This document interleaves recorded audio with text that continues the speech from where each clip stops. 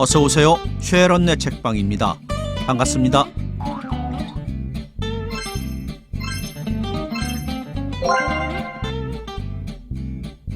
최서의 문학의 특징은 진정성입니다. 이는 체험에서 나온 리얼리즘인데요. 최서의 선생은 실제로 가난했고 실제로 간도지방에서 비참한 생활을 경험했습니다. 난 경험하지 않은 것은 쓰지 않는다 라는 선생의 말처럼 자신이 겪고 느낀 것을 솔직하게 써내려간 것이 최서의만의 문학을 만들어낸 중요한 배경입니다. 100년 전 간도지방으로 이주한 조선 백성의 삶이 어떠했을는지는 조금이나마 짐작이 갑니다만 최서의 문학을 통해서 그 절절함을 간접 체험할 수 있다는 것은 민족의 정체성을 확인할 수 있는 또 다른 창구인 것만은 분명합니다. 오늘 준비한 1926년작 미치광이 역시 간도지방에서 겪은 조선인의 모습을 작가의 렌즈로 투영한 역작입니다. 미치광이 시작합니다.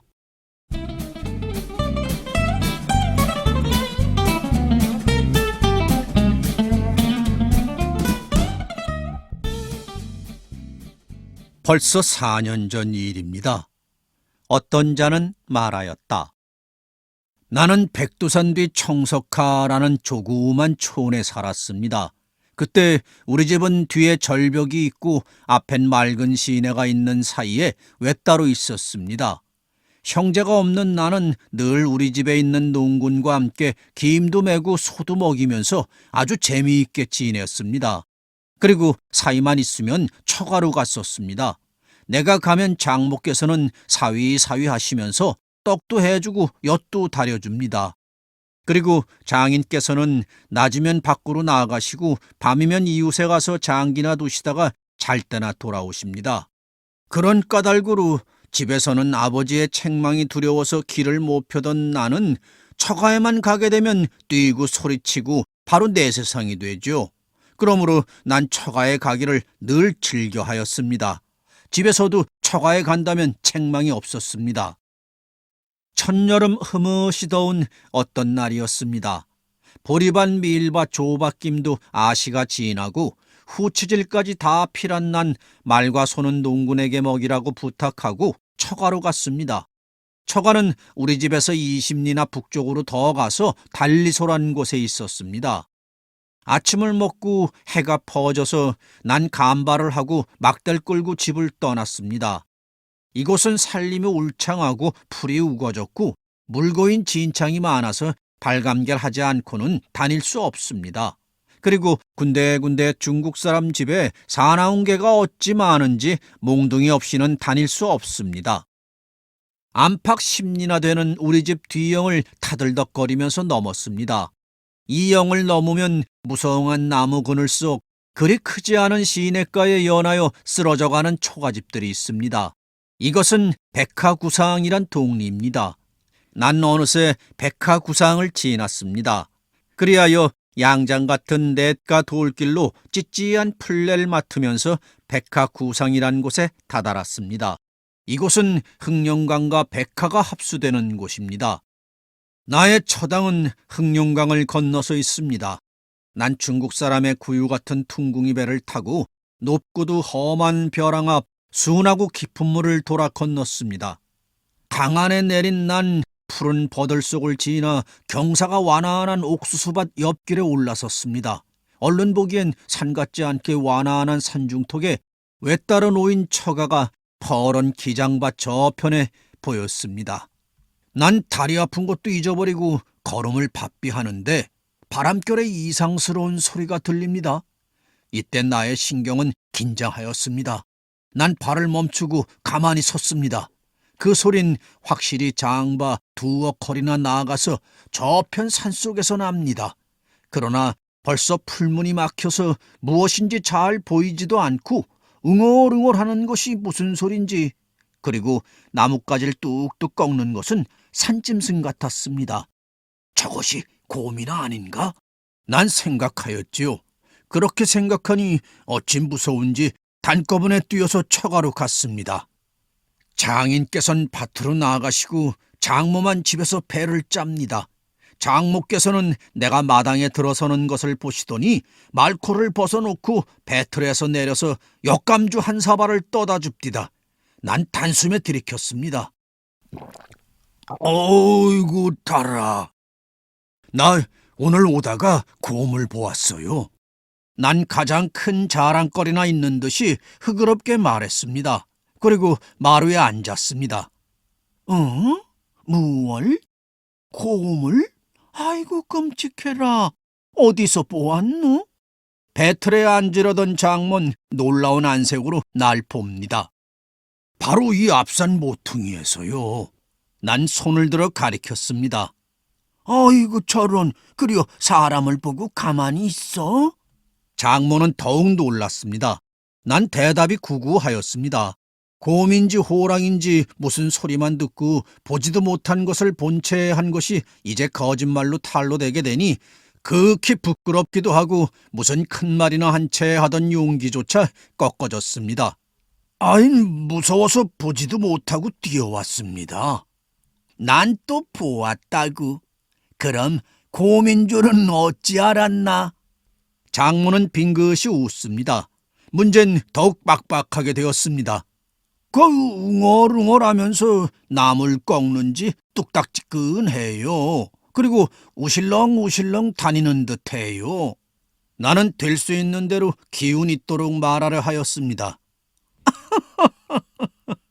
장모께서는 즐겁게 웃습니다. 바로 이 앞이지? 장모는 그저 웃으면서 턱을 쳐들고 내 들어오던 길을 가리킵니다. 난 나의 거짓에 웃지나 않는가 하여 더욱 무료하였습니다. 그래 대답을 못하고 가만히 있었습니다. 사위가 미치광이 짓거리는 것을 들은 게로군. 또 웃습니다. 난 미치광이란 소리에 일종의 호기심이 울렁거렸습니다. 네? 미치광이라뇨? 난 의심스럽게 물었습니다. 이때 무료한 찰날 벗어버리게 된 것도 다행하게 생각하였습니다. 여기 그런 사람 하나 있지. 혼잣말 잘하는 사람. 장모는 배를 짱짱 짭니다. 홀로 말하는 사람이 어떤 사람일까? 난 더욱 의심이 났습니다. 아니 왜 혼잣말 할까요? 나는 짧은 곰방대에 담배를 담으면서 물었습니다. 누가 아나? 아무도 없으면 몹시도 짓거리지. 그러나 일은 잘해. 무슨 말을 해요? 몰라 무엇라고 하는지. 공부하다 미쳤대. 장모는 채를 뽑아서 다시 꼽습니다. 무슨 공부? 누가 아나? 장수가 되려고 산에 가서 돌을 닦다가 미쳤다든가? 내 일찍 산에 들어서 돌을 닦다가 귀신의 신란에 미친다는 말은 늙은이들에게서 들었으나 이때까지 본 일은 없었습니다. 이제 짐승으로 날 속이고 놀래이던 것이 그런 사람이라니 어떠한 잔가 하고 난 이윽히 상상의 머리를 썼습니다. 어쩌면 공부하다가 미치나 돌을 닦는데 귀신이 어떻게 희말을 주나? 과연 귀신이 있는가? 어떠한 사람인데 무엇을 바라고 돌을 닦다가 귀신이 어떻게 하여서 미쳤나? 이렇게 생각할수록 그 미쳤다는 사람이 보고 싶었습니다. 그러나 미치광이란 소리에 혼자 찾아가긴 무섭고 또 산길에 피곤한 달인 다시 걸을 용기도 없었습니다. 난 머리에 썼던 수건을 벗어서 얼굴에 먼지를 씻고 잠잠히 앉아서 허덕 그늘 속에서 배 짜는 작물 물끄러미 보았습니다. 왜 그러고 앉았나? 기운 없나? 방에 들어가서 들어눕지. 날 보시는 장모는 낯에 걱정스러운 빛이 보였습니다. 그것은 내가 항상 앓으니 또 어디가 아파서 그런가 걱정함이겠지요. 아니요. 나는 몸을 한번 틀면서 그 사람이 어디 있어요? 하고 난 또 그 미치광이를 생각하였습니다. 누구? 미치광이 말인가? 저 건너 떼놈네 집 옆땡에 있는 김찬봉 집에 있지. 예. 그걸 한번 보았으면. 그건 보아 무엇해? 밤이면 우리 집에 놀러 오지. 나는 장모에게 들은 말을 종합하여 미쳤다는 그 사람의 신상을 상상하면서 앞강으로 발씻으러 나갔습니다. 모깃대가 어떻게 심한지 난 저녁 뒤에 장인과 같이 뜰에 피워놓은 모깃불 곁으로 나갔습니다. 이웃집 김장이도 오고 박서방의 부자도 놀러 왔습니다. 옅은 안개가 사방을 아른히 둘러싸서 동산 위에 높이 솟은 달빛은 으스름한 것이 그윽한 회포를 자아냅니다. 석벽이 병풍같이 둘린 동산 아래를 휘돌아 내려가는 강물 소린 이날 밤의 정조를 더욱 농후케 하는 듯 하였습니다. 달인불을 애웠네. 모깃불에 옥수수 이삭을 굽던 정월돌 박서방의 아들이 달을 쳐다보고 코를 훌쩍 들이마시면서 중얼거렸습니다. 모깃불에가 민상투바람으로 돌아앉았던 어른들은 약속이나 한 듯이 일시에 달을 쳐다봅니다. 나도 쳐다보았지요. 달을 한가운데로 둥그러운 무지개가 가락지 모양으로 어른이 둘렸습니다. 아이가 이런 또 비가 오려나?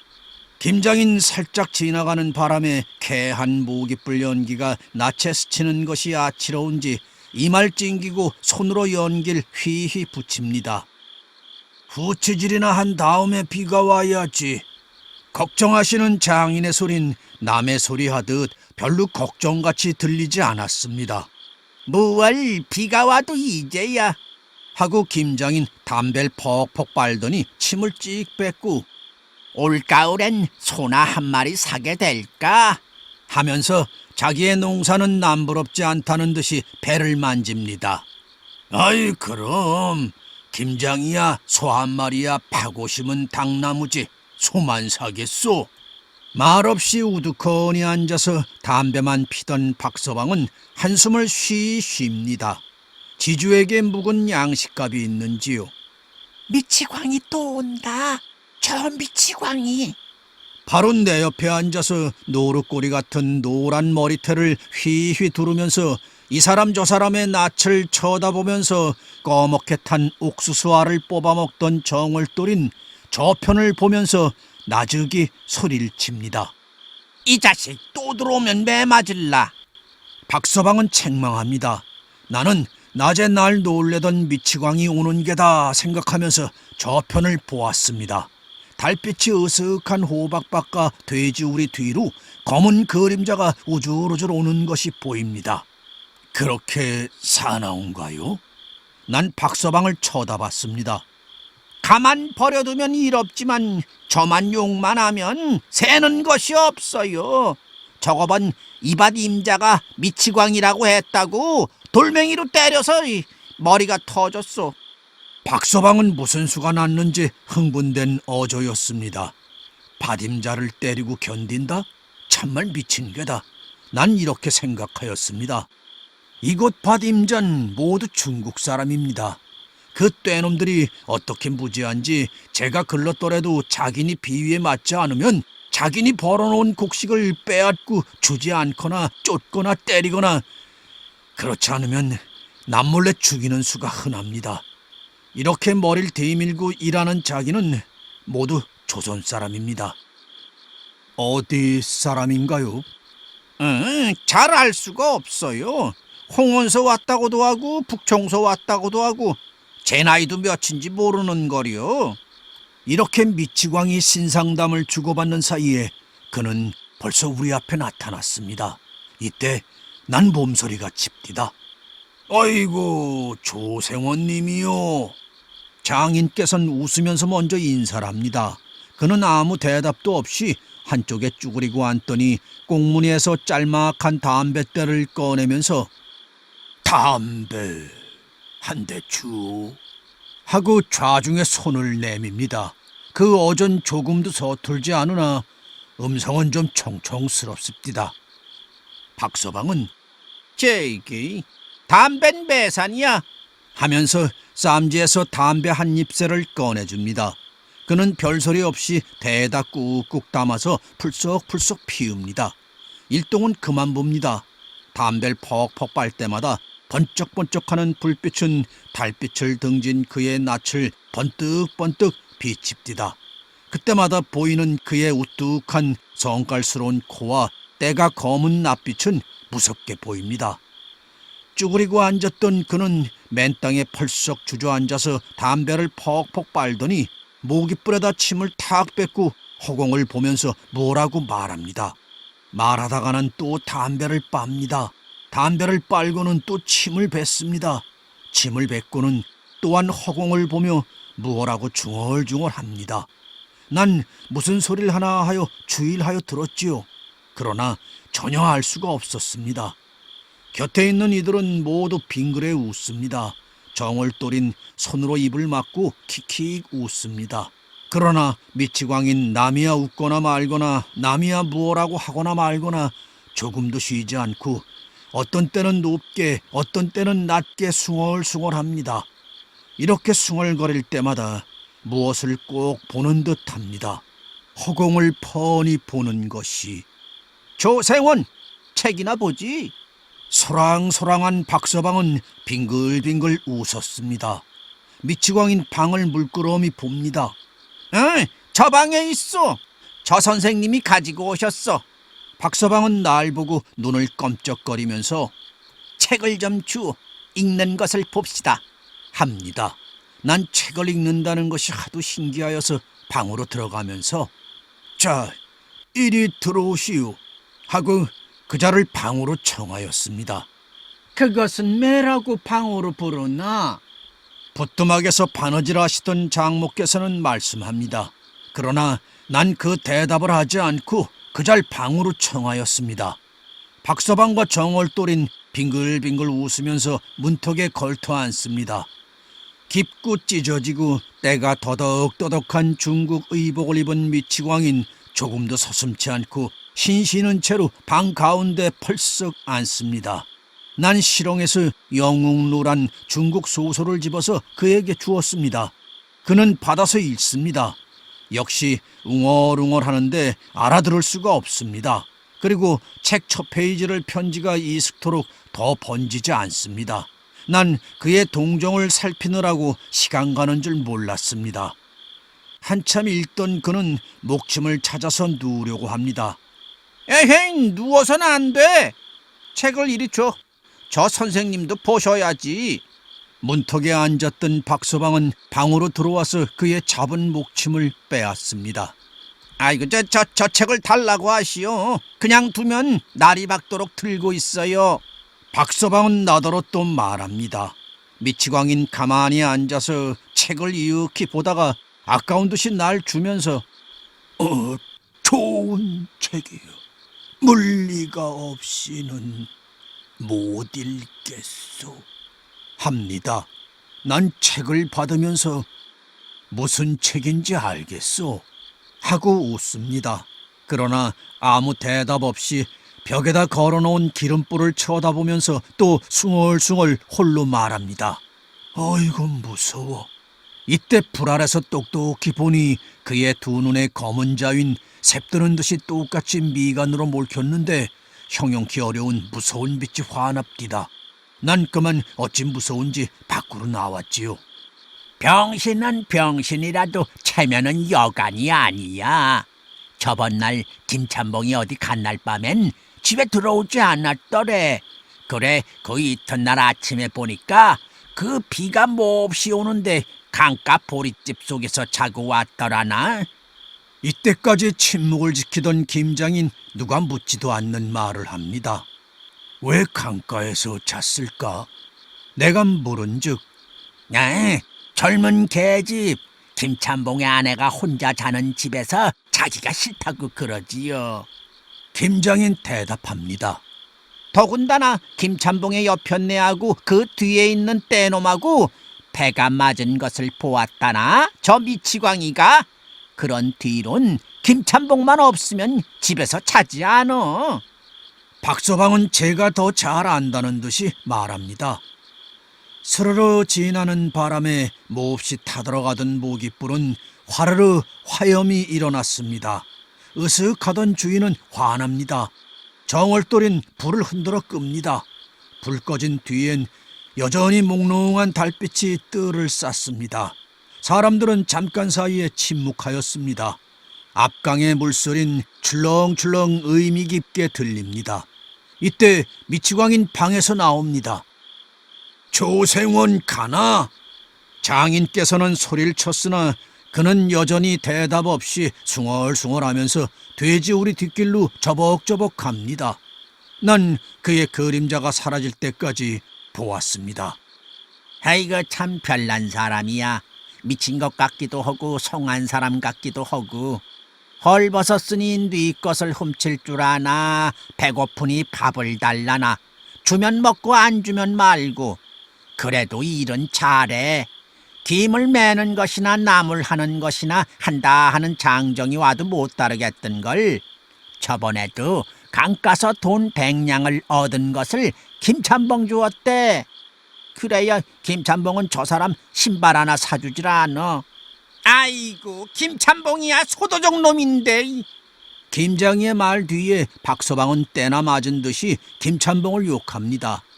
에이구, 저 사람도 조선에 부모 처자가 있으면 저런 줄은 모르고 좀 기다릴까. 장인께서는 고향이 그리운지 달을 쳐다봅니다. 달은 어느새 중천에 가까웠습니다. 미치광이가 간 뒤에 이러한 회화가 있었습니다. 그러나 누구나 그의 내력을 아는 사람은 없었습니다. 다만 장모님의 말과 같이 장수가 되려고 공부하다가 미쳤다 할 뿐입니다. 그것도 추측인지 사실인지 확실치 못한 말입니다. 난 이날 밤에 자리 속에서 그 미치광이의 신상에 숨었을 비밀을 머리가 아프도록 상상하여 보았습니다. 이때 내 눈에 비치고 마음에 떠오른 그 미치광인, 미치광이 같지 않게 생각하였습니다. 난 그가 도리어 우릴 미쳤다고나 하지 않을까라고 생각하였습니다. 그 두 눈을 또렷이 뜨고 허공을 볼 때 그는 확실히 딴 세계를 보는 듯하며 만나려는 어떤 일을 만난 듯이 생각났습니다.